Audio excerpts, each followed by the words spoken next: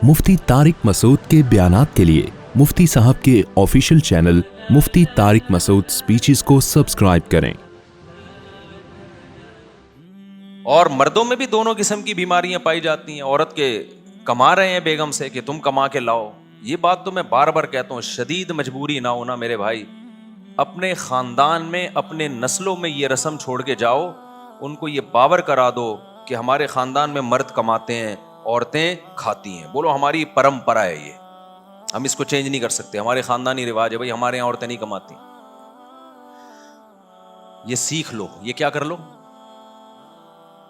मैं कभी नहीं दावा करता कि मैं जो बातें करता हूं मेरा भी 100% अमल है उस पर। मैं तो अल्लाह से दुआ करता हूं, अल्लाह जो बातें कर रहा हूं मुझे उस पर अमल की तौफीक दे। मैं तो बार बार कहता हूं भाई, मैं आप लोगों को कोई नसीहत करता हूं इस नीयत से कि मुझे भी अल्लाह अमल की तौफीक दे, लेकिन कुछ बातें बतानी पड़ती हैं ताकि आपको ये ना लगे कि यार ये फेंक रहा है लंबी लंबी ना, जब इस पर आजमाइश आएगी ना तो फिर देखेंगे हम। अल्लाह बचाए हमें आजमाइशों से। मैंने बताया मजबूरी के हकाम तो अलग है। अब कहत पड़ा हुआ है तो फिर तो बेगम जॉब कर रही है, मर्द की जॉब नहीं, वो तो एक मजबूरी है ना। भीख मांगने से तो बेहतर है कि कोई तो कमा ले। तो मेरे तो आमदन भी बिल बहुत कम थी और मेरे 3 घर थे, अरसे से तो मेरे 3 ही चले आ रहे हैं ना। तो आपका क्या ख्याल है, मुझे जरूरत नहीं पड़ी होगी इतने बच्चों को पालने के लिए कि बेगम को मैं इजाजत दे दूं भाई। और जॉब भी कहां, मदरसे में पढ़ाने की, स्कूल में पढ़ाने की। मैंने कहा ना, मदरसे में पढ़ाना है तो भाई फ्री फोकट में। क्यों भाई, हमारी खानदान में ये अब तक चला आ रहा है और आइंदा हम अपनी नस्ल में चलाएंगे। भाई हमारे खानदान में कमाना किसका काम है, मर्द का। औरत का काम क्या है, खाना। इस पे हमें क्या है भाई, फख्र। नहीं आई बात, मेरा ख्याल है समझ में।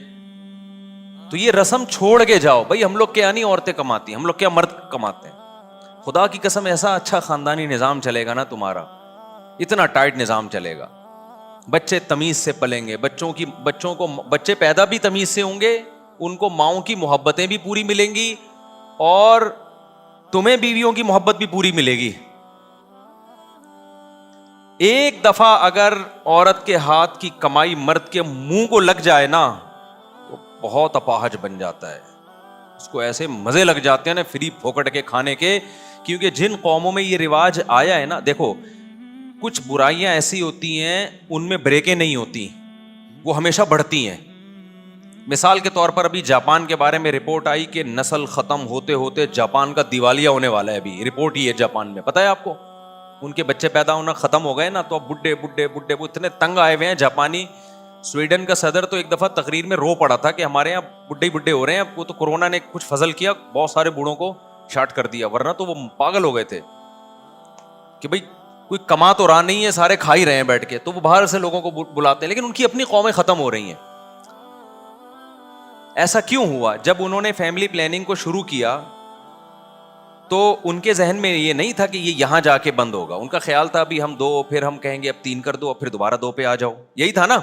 अभी तो हमारी आबादी बहुत है तो हम ऐसा करते हैं 2-2 पे ले आते हैं, बल्कि 1-1 पे ले आते हैं ताकि आबादी जरा से भी ना बढ़े। फिर थोड़े दिनों में हम 2-2 पे ले आएंगे, फिर हम 3-3 पे ले आएंगे, जब कम होने लगेगी तो एक तमीज से चलेंगे। ये क्या मुसलमानों की तरह कि बरसाती मेंढकों की तरह बच्चे पैदा हो रहे हैं इनके, वो हमें ये कहते थे खरगोश की तरह बच्चे हो रहे हैं, कोई प्लानिंग नहीं है और कोई इसके लिए, वो गुर्बत से मरे जा रहे हैं, पेट्रोल महंगा हो रहा है और फिर बेफॉर्म में एक नया बच्चा आ गया जी। बेफॉर्म के फॉर्म नहीं है इन लोगों के पास, इतना गरीब मुल्क, कागज बाहर से उधार ले रहा है ये, वो बच्चे ही डाले जा रहे हैं उसमें। एक जाहिल कौम, वो हमारे बारे में ये कहते हैं। हमने देखो कैसे मैनेज किया सिस्टम को और कैसे जबरदस्त। तो कुछ गड़बड़ें ऐसी होती हैं कि वो आप करते हैं, कंट्रोल में आपके नहीं होती। तो ये हुआ है उन लोगों से। अब नॉर्वे एक बच्चा पैदा करने पर 24 लाख रुपए दे रहे पाकिस्तानी। ये 24 लाख पिछले साल की रिपोर्ट है, जब करेंसी की, अब तो वो शायद 30-35 लाख बन चुके हो। आप नॉर्वे की नेशनलिटी लो और कोई काम ना करो वहां जाके, सिर्फ यही करो, मिलते रहेंगे आपको। वो कह रहे हैं हमारी कौम बढ़े, नेशनलिटी नहीं है फिर नहीं देंगे। वो कहेंगे जब हमारी कौम का बंदा बन गया तो फिर होगा। तो ये क्यों हो रहा है वहां पे नस्लें। और 50-60 साल के बाद आप देखोगे जापान में पश्तो चल रही होगी, इंशाल्लाह आप देखोगे पश्तो होगी, क्योंकि हमारे जो पश्तून ताजिर हैं पेशावर से और अफगानिस्तान बहुत जा रहे हैं वहां पे। चपली कबाब दबा के खुला हुआ होगा, मेड इन जापान चपली कबाब है ये। حقیقت بتا رہا ہوں آپ کو, آپ مذاق نہ سمجھو. لیکن آپ کو اس لیے ابھی یقین نہیں آ رہا کہ 50 سال بعد ہم زندہ ہی نہیں ہوں گے. اگلی نسلیں اگر یہ ہمارا بیان سنیں گی تو وہ کہیں گی تو جاپان تو ہے ہی پٹھانوں کا ملک, تو مفتی صاحب یہ باتیں کیسی کر کے گئے ہیں. تو 50 سال کے بعد 60-70 سال کے بعد ماحول چینج ہو چکا ہوگا نا, تو کہیں گے اس میں ہنسنے کی کیا بات ہے یار, یہ اتنا مفتی صاحب اس بات کو بیان کر کے اچھا بھائی یہ جاپان تو ہے ہی, جاپان خان اس نے بنایا تھا یہ. کیونکہ جب چینج, بہت سے کنٹری ایسے ہیں جن میں جو اصل قومیں تھیں وہ ختم ہو چکی ہیں. یونان جو ہے نا, یونان, اس کے بارے میں آپ ہسٹری اٹھا کے دیکھیں, انہوں نے بہت صدیوں پہلے فیملی پلاننگ پہ عمل کیا تو ان کی نسل گھٹتے گھٹتے اصل قوم ہی ختم ہو گئی ہے. دوسری قوم ہے جس کو یونانی کہا جاتا ہے, اپنے ہی ہاتھوں مر گئے, ختم. وجہ کیا ہے کہ جب آپ گروتھ ریشو کو کم کرتے ہیں نا تو آپ کو لوگوں کا یہ ذہن بنانا پڑتا ہے کہ بچے جب کم ہوں گے تو آپ کی جیب پہ بوجھ کم آئے گا, ان کی تربیت آسان ہوگی. یہ بوجھ ہیں بچے. ایک دفعہ آپ کے ذہن میں, آپ کو ان کے دماغ میں یہ ڈالنا پڑتا ہے کہ یہ نعمت نہیں ہے, یہ کیا ہے, یہ بوجھ ہے. یہ سافٹ ویئر انسٹال کیے بغیر کوئی نسل روکتا نہیں ہے. قرآن نے کیا کہا, یَهَبُ لِمَن یَشَاءُ إِنَاثًا, جس کو چاہتا ہوں بیٹیاں گفٹ کرتا ہوں, اور جس کو چاہتا ہوں بیٹے گفٹ کرتا ہوں. ہبہ گفٹ کو, انعام تحفے کو کہتے ہیں. او یزوجہم ذکرانا و اناثا, جس کو چاہتا ہوں دونوں گفٹ کرتا ہوں, بیٹے بھی دیتا ہوں بیٹیاں بھی. اور جمع کا صیغہ لائے اللہ تعالیٰ, ایک بیٹے کا تو یا ایک بیٹی کا تو ذکر ہی نہیں کیا. اور عربی میں جمع کم از کم 3 افراد, یعنی کم از کم 6 سے تو نصاب شروع ہو رہا ہے. اب قرآن نے جو سافٹ ویئر ڈالے صحابہ اور تابعین کے ذہن میں جو انسٹال کیے وہ یہ کہ اولاد گفٹ ہے. اب بتاؤ, گفٹ کو خرچ کرنے میں, لینے میں پلاننگ ہوتی ہے یا خرچ کرنے میں پلاننگ ہوتی ہے؟ مثال کے طور پر ایک بندہ آیا میرے پاس, ایک لفافے میں 50,000 روپے دیے, مفتی صاحب یہ گفٹ ہے. مفتی صاحب نے گھننے بن کے یوں کر کے ڈال لیے جیب میں. ادھر سے آیا 50,000 گفٹ یوں کر کے ڈال لیے. ادھر سے آیا 1 لاکھ گفٹ. ہوتا نہیں ہے ایسے, خوش تو ہونے دو نا. ادھر سے آیا. اچھا, نعت خوانوں کو بڑے پیسے ملتے ہیں. کل میں جلسے میں گیا نا, بڑی پیاری نعت پڑھی بندے نے, بڑا مزہ آیا. لیکن جب کوئی اچھا شعر پڑھتا لوگ آتے, یہ لو بھائی چپکے سے مٹھی میں پیسے رکھ کے, ہمارا 2 گھنٹے بیان ہوا, ہم نے بڑی اچھی اچھی باتیں کی. لوگ ایک دم جوش میں آتے ہیں لیکن کوئی ہل بھی نہیں رہا. ہم نے کہا چلو یار, نعت خوانوں کے مزے بہت ہیں. اچھا, ادھر سے 50,000 آ رہے ہیں. اب کوئی کہے مفتی صاحب اتنے پیسے لے رہے ہو, بغیر پلاننگ کے پیسے ہی آتے چلے جا رہے ہیں, یہ تو ٹھیک نہیں ہے. میں کہوں گا آئیں جتنے بھی, اس کے لیے پلاننگ کی ضرورت نہیں ہے. پلاننگ کی ضرورت ہوگی خرچ کرنے میں. یہ پلاننگ کا موقع نہیں ہے, کیونکہ گفٹ تو جتنے آ جائیں اچھا ہے بھائی, جتنے آ جائیں. لاکر بڑا بنوا لوں گا میں, ایک اور اکاؤنٹ کھلوا لوں گا میں, جیبیں بڑی کروا لوں گا میں. گفٹ کبھی کوئی نہیں روکتا. پلاننگ گفٹ لینے میں نہیں کی جاتی, گفٹ کو خرچ کرنے میں کی جاتی ہے. کہ ایسے ہی اڑاؤ نہیں, اب اتنے آ گئے ہیں تو اب شادی تو ہو نہیں سکتی, اب کیا کریں ہم اس سے. پہلے تو پلاننگ آسان تھی میرے لیے. اب بھائی ایسا کرتے ہیں کہ بچوں کو ہم ذرا اور اچھے اسکول میں ڈال دیتے ہیں, ذرا اور تگڑی فیسیں ہو جائیں گی ان کی, اور یہ کر دیتے ہیں, یہ کر دیتے ہیں. ہاں, بغیر پلاننگ کے اڑانا شروع کر دو گے تو یہ نعمت کی ناقدری. تو اللہ میاں نے قرآن میں جو ہمیں سافٹ ویئر انسٹال کیے نا, مسلمان سوسائٹی کو جو قرآن پڑھتے ہیں ان کو یہ بتایا کہ اولاد یہ بوجھ نہیں ہے, بلکہ یہ کیا ہے, گاڈ گفٹڈ ہے, یہ خدا کی طرف سے گفٹ ہے. اب جب گفٹ ہے تو گفٹ آنے میں پلاننگ نہیں ہوتی, جب آ گئے تو پھر پلاننگ کرنی ہے تاکہ ضائع نہ ہو. کہ اس کو ڈاکٹر بنانا ہے, اس کو عالم بنانا ہے, اس کو مفتی بنانا ہے, اس کو کیا بنانا ہے, انسان کا بچہ بنانا ہے, کیسے بنانا ہے, کون سے اسکول میں بھیجیں, کس بزرگ کے پاس بھیجیں, کس کے بیان سنائیں, چرسیوں میں بیٹھ رہے تو اس سے کیسے بچائیں ہم اس کو, صبح شام ایسا نہ ہو پب جی کھیلتے کھیلتے زندگی گزر جائے. تو پلاننگ, اس اولاد کا کیا استعمال ہے, اس میں پلاننگ ہوگی. ہمارے یہاں فیملی پلاننگ والوں نے الٹے کام شروع کر دیے, اولاد پیدا کرنے میں پلاننگ شروع کر دی کہ پلاننگ سے پیدا ہوں گے, پہلے ایک ہوگا 25 سال کے بعد دوسرا, بعض دفعہ ہوتا ہی نہیں 25 سال کے بعد دوسرا, یہ آپ کے اختیار میں ہے ہی نہیں. اب اس الٹی پلاننگ کا جو نقصان ہو رہا ہے نا, بڑا نقصان, میں بار بار کہتا ہوں, لڑکے اور لڑکیوں کی گروتھ ریشو کی ایسی کی تیسی ہو گئی. اب جس کو, سب کو 2 بچے چاہیے, تو جس کو بیٹا مل گیا وہ تو نسل روکے گا, جس کو نہیں ملا وہ 5-5, 6-6 بیٹیاں ہو جاتی ہیں بیٹے کی لالچ میں, وہ 6 بیٹیوں کے بعد جا کے نسل روکے گا. بیٹے 1 یا 2 اور بیٹیاں 6-6. تو یہ تو سارا فطری نظام کی ایسی کی تیسی ہو گئی کہ نہیں ہو گئی. آپ کہہ سکتے ہو کہ چائنا اور جاپان اور انڈیا ان دونوں کنٹریز میں فیملی پلاننگ پر عمل ہوتا ہے, تو ان میں تو گروتھ ریشو ایسا نہیں ہے کہ لڑکیاں بہت زیادہ لڑکے کم, بلکہ وہاں تو لڑکیاں ہی شارٹ ہیں. تو بھائی وہ ایک اور ظلم کر رہے ہیں جس کا خدا آخرت میں انتقام لے گا. وہ یہ کہ لڑکیوں کو ماں کے پیٹ میں مار دیا جاتا ہے پیدا ہونے سے پہلے, ورنہ اگر وہ پیدا ہونے دینا تو وہاں لڑکیاں ہی لڑکیاں ہوں. اتنی عورتیں پیدا ہو جائیں, مرد مارکیٹ سے شارٹ ہو جائیں ان کے, کیونکہ جس فیملی میں ایک بیٹا ایک بیٹی ہو گئی وہ روکے گا نسل, جس کے 2 بیٹے ہو گئے وہ بھی روک لے گا, کیونکہ بیٹے کی ضرورت لوگوں کو بیٹی سے زیادہ ہوتی ہے. خود ماؤں کو بیٹا چاہیے ہوتا ہے. آپ دیکھ لیں ہماری سوسائٹی میں 5 بیٹیاں 6 بیٹیاں 7 بیٹیاں, کس چکر میں یار؟ اس چکر میں کہ شاید اگلی دفعہ بیٹا ہو جائے. وہ نہیں ہوا تو اب تو سارا سیٹ اپ, جب آپ فطرت کے کام میں ٹانگ اڑاتے ہو تو الٹا پلٹا ہوتا ہے.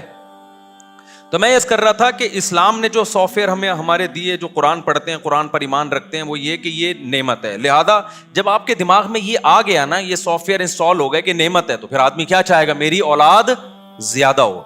یہ کافروں کو بھی یہی پتا تھا کہ اولاد زیادہ ہونا نعمت ہے. یہی وجہ ہے کہ قرآن کافروں کو کہتا تھا کہ تم اگر اطاعت کرو گے تمہیں اللہ کثرت سے اولاد دے گا. یمددکم باموال وبنین, یہودیوں کو اللہ کہتے ہیں ہم نے کہا کہ جب تم اطاعت کرو گے کثرت سے اللہ تمہیں اولاد دے گا. اور قرآن کہتا ہے, شعیب علیہ السلام نے اپنی قوم سے کہا کہ اللہ کی نعمت کو یاد کرو, وکثرکم, اللہ نے تمہاری آبادی بہت بڑھا دی ہے, یہ اللہ کی نعمت ہے, اس پہ شکر ادا کرو. فیملی پلاننگ والے ہوتے اس زمانے میں, وہ کہتے ہیں یہ بڑھا دیے جی, تو ٹینشن ہے ہمیں, تم اس کو کہہ رہے ہو اللہ کا شکر ہے, ہماری تو بڑھی ہوئی آبادی کیا ہے ٹینشن. پیغمبر کہہ رہے ہیں بڑھی ہوئی آبادی تمہارے لیے اللہ کی نعمت ہے, شکر ادا کرو.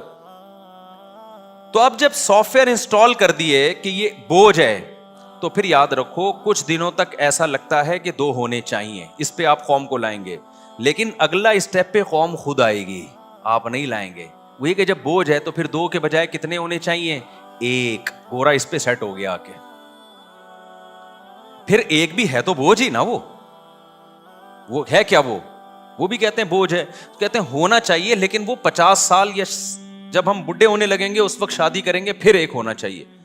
تو یہ ایک ایسی چیز ہے جس پہ شروع آپ کرتے ہیں, پھر یہ آپ کے کنٹرول میں نہیں رہتی. بالکل وہ قصہ ہے کہ وہ جو میں نے بتایا نا کہ دریا میں کمبل بہتا ہوا جا رہا تھا, وہ اصل میں ریچھ تھا, منہ اندر تھا تو اوپر سے لگ رہا تھا کمبل.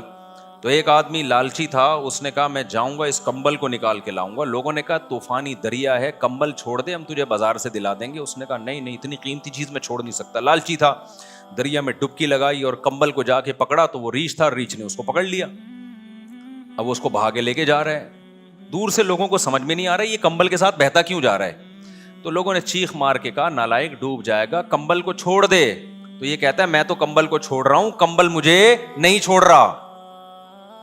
تو کچھ برائیاں ایسی ہیں سوسائٹی میں, آپ شروع کرتے ہو کہ ایک پلاننگ کے تحت ہوں گی, لیکن پھر آپ اس کو چھوڑنا چاہتے ہو, قوم پھر اس کو نہیں چھوڑتی. یورپ میں پہلے زیادہ بچوں پہ فخر کیا جاتا تھا, ان کے حکمرانوں نے اور جو ان کے وحی کے نور سے جو آری لوگ تھے, مذہب سے دشمن لوگ تھے, انہوں نے یہ باور کرایا کہ کم بچے ہونے چاہیے. نتیجہ کیا نکلا کہ انہوں نے کہا ٹھیک ہے جی کم ہونے چاہیے. اب وہ کہہ رہے ہیں زیادہ ہونے چاہیے, لیکن وہ کمبل کو وہ چھوڑنا چاہ رہی ہے ان کی قومیں, لیکن کمبل اب ان کو چھوڑنے کے لیے تیار نہیں ہے. وہ جو سافٹ ویئر ایسے انسٹال ہو گئے ہیں, وہ سافٹ ویئر کسی سے ریموو ہی نہیں ہو رہے. اب وہ سمجھ میں آ رہی ہے بات کہ نہیں آ رہی؟ وہ اب ریموو ہی نہیں ہو رہے, ڈیلیٹ کا بٹن ہی اڑ گیا ہے وہاں سے. تو آپ یہ جو ایک اتنی بھیانک چیز ہے, یہ پھر آپ کے کنٹرول میں نہیں رہتی. اس لیے جو نیچر پہ چل رہے ہو نا, تو یہ ایک برائی تو یہ ہے کہ جب یہ آپ دماغ میں ڈال دو گے تو پھر کیا ہوگا. پھر دوسرا, جب آپ یہ کسی کے دماغ میں ڈال دیتے ہو نا کہ پیسہ خرچ کرنے سے کم ہوتا ہے, یہ سافٹ ویئر جب کسی کی کھوپڑی میں آ جائیں تو وہ اپنی نسل بھی روکے گا.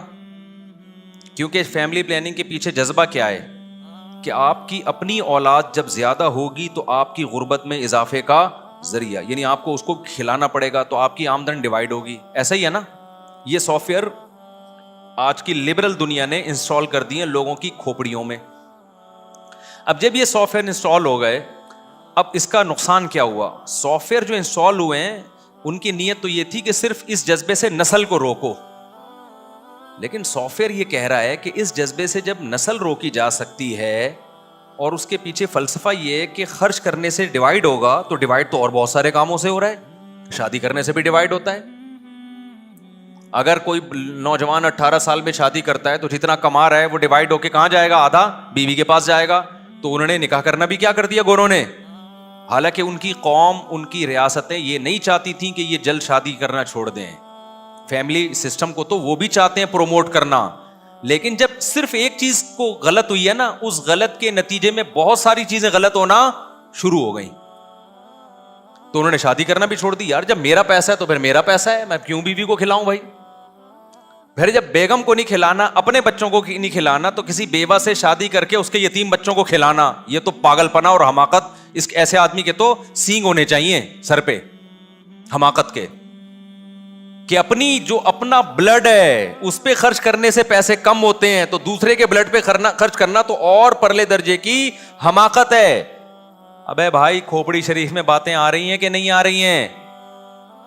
تو یہ ایسا الٹا پلٹا ہوا ہے نا کہ اب اس کی بریکیں نہیں. اب یہ لبرل دنیا کیا کر رہی ہے, اب یہ تو شادیاں 40 سال میں کرتے ہیں, پھر ان کو بیوی چاہیے کمانے والی, کیونکہ ان کے سافٹ ویئر اپڈیٹ ہوتے جا رہے ہیں زمانے کے حساب سے, زمانے کے حساب سے اور اپ گریڈ ہوتے جا رہے ہیں. اپڈیٹ نہیں بلکہ اپ گریڈ ہوتے جا رہے ہیں ان کے سافٹ ویئر. پہلے یہ تھا کہ صرف بچے ہی 2 ہونے چاہیے, پھر یہ تھا کہ بھائی بیوی بھی نہیں ہونی چاہیے, شادیاں بھی ایک ہونی چاہیے, اور پھر بیوی بھی نہیں ہونی چاہیے, پھر جب اگر ہو بھی تو پھر 50 سال میں ہونی چاہیے, اور پھر کسی بیوہ یا یتیم بچے کو پالنا یہ بھی نہیں ہونا چاہیے. تو اب ہوتے ہوتے ہوتے ہوتے وہی ہوگا جو ہو رہا ہے دنیا میں, میں میرا مال. پھر معذوروں کے لیے گورنمنٹ پتہ ہے کیا کرے گی؟ وہی کچھ کرے گی جو یورپ میں کیا ہے. وہاں سگا بھائی اپنے سگے معذور بھائی کو نہیں پالتا, گورنمنٹ پالتی ہے. آج آپ کا بھائی معذور ہے, کون پالے گا؟ گورنمنٹ پالے گی, آپ پالو گے. یہ آپ کی خوبی ہے. یہ یورپ اور امریکہ میں ان لوگوں کی خوبی نہیں ہے, وہاں گورنمنٹ پالتی ہے. لوگ گورنمنٹ کی بڑی تعریفیں کرتے ہیں, اور صحیح کرنی چاہیے کہ قانون مضبوط ہے, معذوروں کو حکومت پالتی ہے.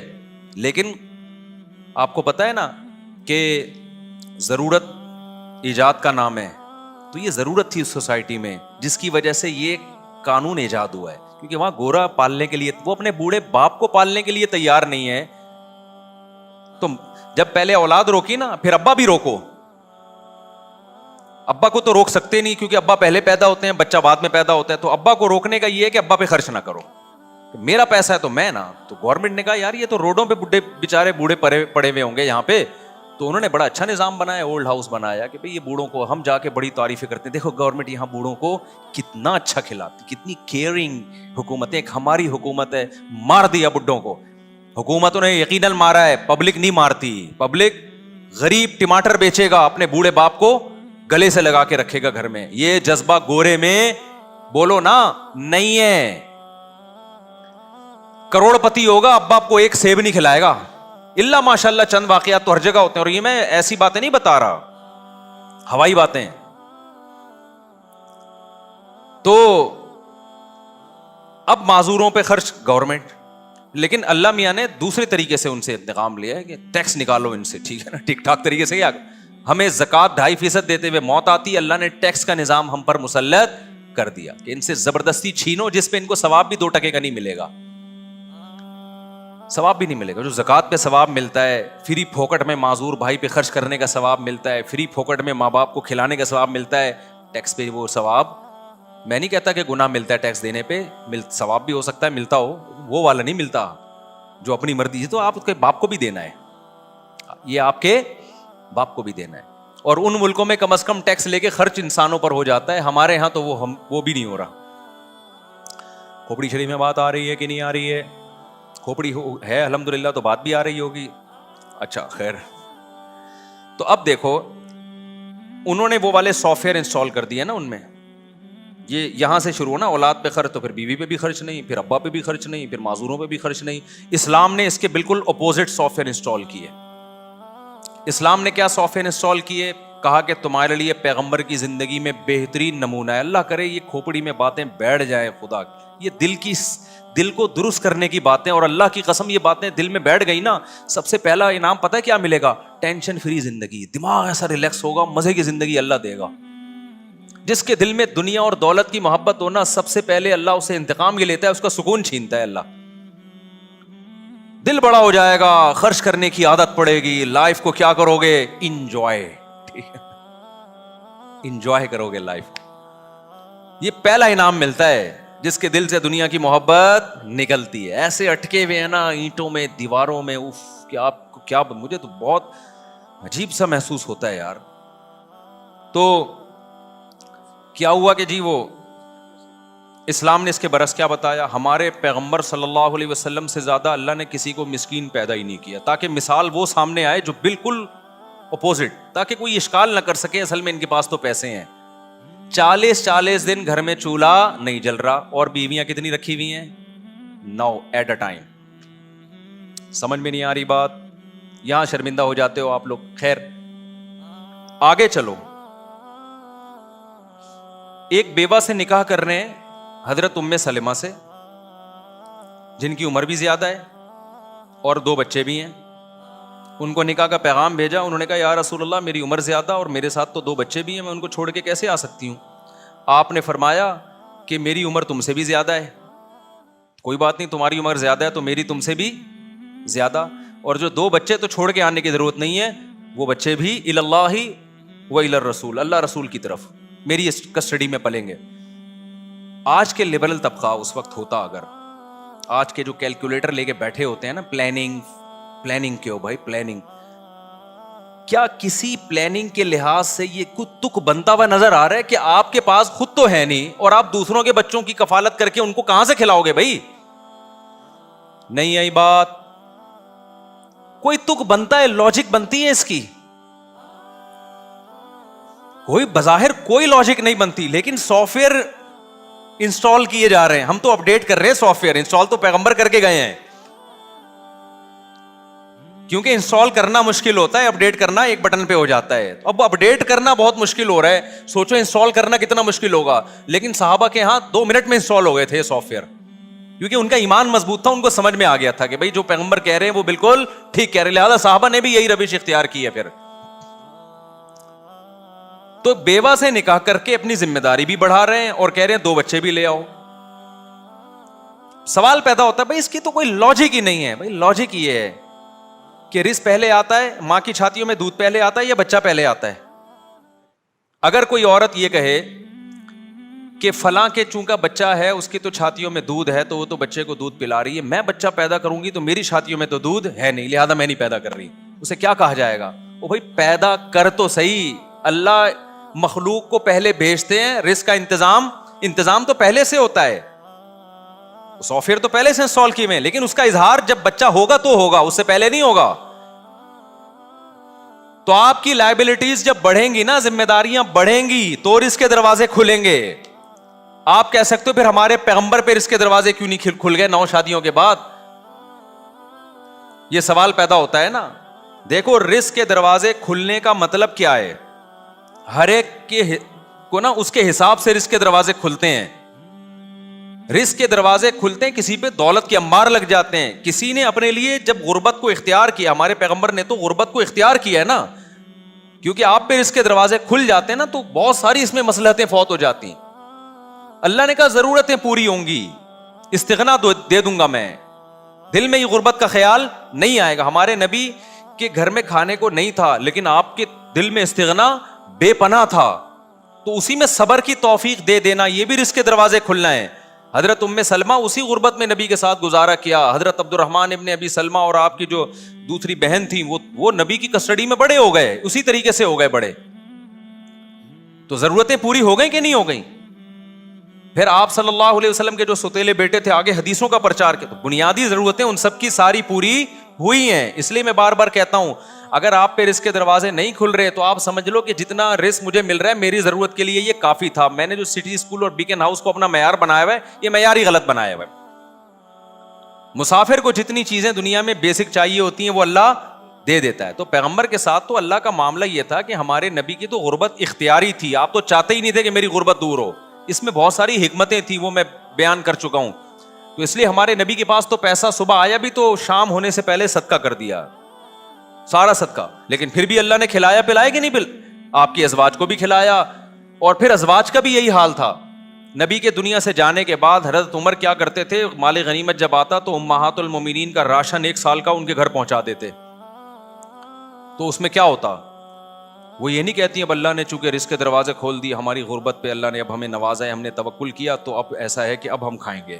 نہ نہ نہ, انہوں نے کیا کرتی تھی کہ ان کی ٹریننگ ہی ایسی تھی نا, وہ صبح سے بانٹنا شروع کرتی, اور حضرت زینب کا تو یہ تھا کہ شام تک خالی, اور باقیوں کا بھی 1 آدھ ہفتے کے اندر سارا کیا خالی. حضرت عمر غضبناک ہوتے, صحابہ غضبناک ہوتے, بھئی ہماری مائیں ہیں, ہماری ذمہ داری ہے, تو یہ سارا ہی صدقہ کر دیتی ہیں. عبداللہ بن زبیر ہیں حضرت عائشہ کے بھانجے, انہوں نے تو قسم اٹھا لی کہ میں اللہ کی قسم اپنی یہ جو خالہ ہیں عائشہ, ان کے ہاتھ روکوں گا, میں کیوں خرچ کر دیتی ہیں. حضرت عائشہ کو اتنا غصہ آیا, انہوں نے کہا تو مجھے صدقے سے روک رہا ہے اور قسم اٹھا رہا ہے, اللہ کی قسم میں تجھ سے زندگی میں کبھی بات نہیں کروں گی. دونوں کی قسموں کا ٹکراؤ ہو رہا ہے. ٹکراؤ کس بات پہ ہو رہا ہے, وہ کہہ رہے ہیں آپ کو خالہ ہو میری, آپ ماں بھی ہو, امت کی مائیں ہیں, تو آپ اتنا صدقہ کر رہی ہو, تو میں جو ہوں آپ کو, کیونکہ ترس آ رہا ہے نا, بھائی کوئی اتنا صدقہ کر رہا ہو, کل قحط پڑے گا, بھوک پیاس سے حالت خراب ہوگی, تو جس میں محبت ہوتی ہے اس کو تو ترس آئے گا نا. تو ان کو ترس آ رہا تھا کہ بھائی یہ اتنا صدقہ کر رہی ہیں.